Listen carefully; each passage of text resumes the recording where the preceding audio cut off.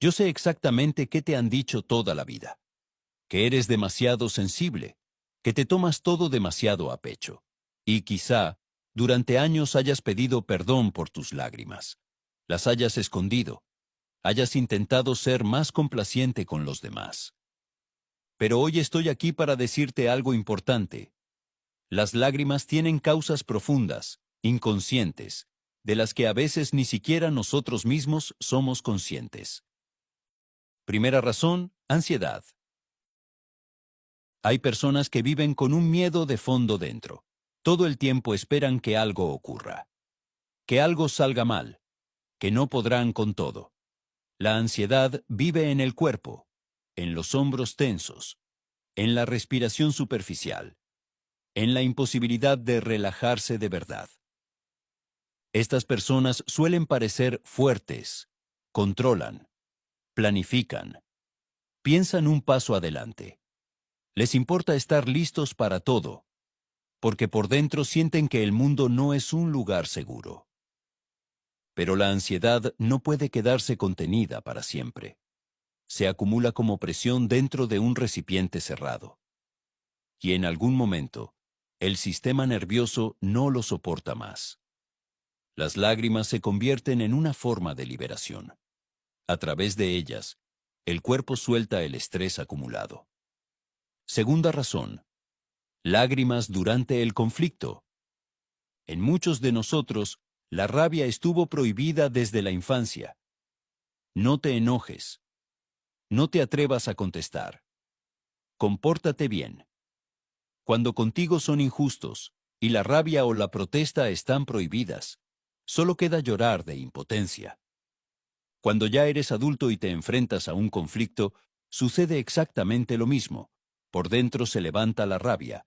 Quieres defenderte, decir alto, decir no. Pero por dentro ese antiguo bloqueo sigue vivo.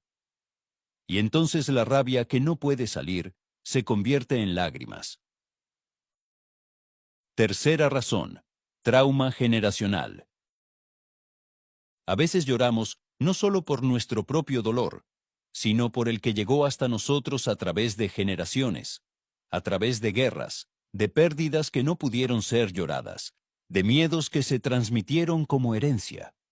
Un bebé, durante su primer año, no se separa de su madre, la siente como una extensión de sí mismo.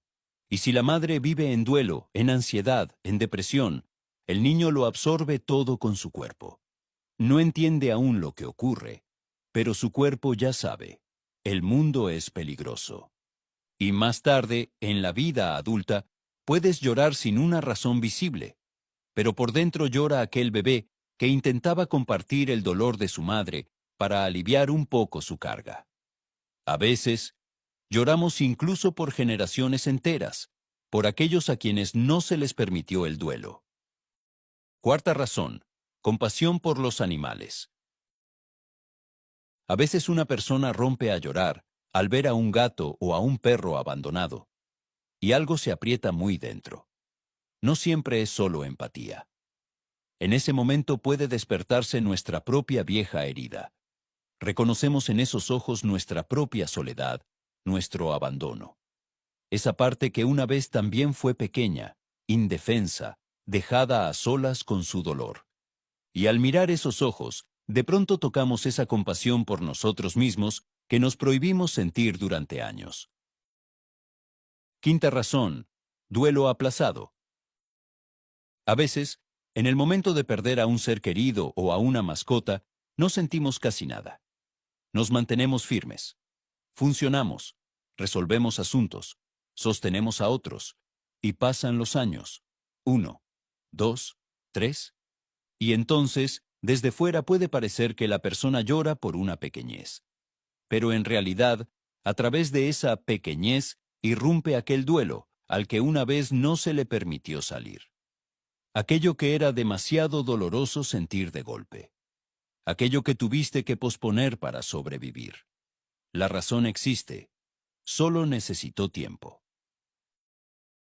Sexta razón, culpa por existir. A veces en una persona vive una sensación extraña y silenciosa, como si yo sobrara, como si molestara, como si por mi culpa alguien hubiera sufrido. Como si por el simple hecho de existir le hubieras hecho daño a alguien, a tu madre, a tu familia, a este mundo. Es una culpa inconsciente, no siempre visible, pero puede vivir dentro durante años. Y entonces las lágrimas son el duelo por uno mismo, por aquel a quien pareciera que no se le permitió ser, aquel a quien no se le dio el derecho incondicional a la vida. Por eso una persona puede llorar a menudo justamente en casa, allí donde ya no hace falta sostenerse, donde puedes dejar de ser complaciente por un momento y simplemente estar vivo. 7. Neurobiología. En nuestro cerebro existe una pequeña estructura llamada amígdala. Es ella la primera en reaccionar a las emociones y decide si estamos a salvo o no. En las personas sensibles, la amígdala funciona con una agudeza particular. Escucha cambios en la voz, capta la tensión en la habitación, nota el estado de ánimo del otro incluso antes de las palabras. Cuando recibe demasiadas señales seguidas, el cuerpo entra discretamente en modo de estrés, la respiración se altera, los pensamientos se aceleran, aparece una presión interna. Y entonces, las lágrimas se convierten en una salida natural.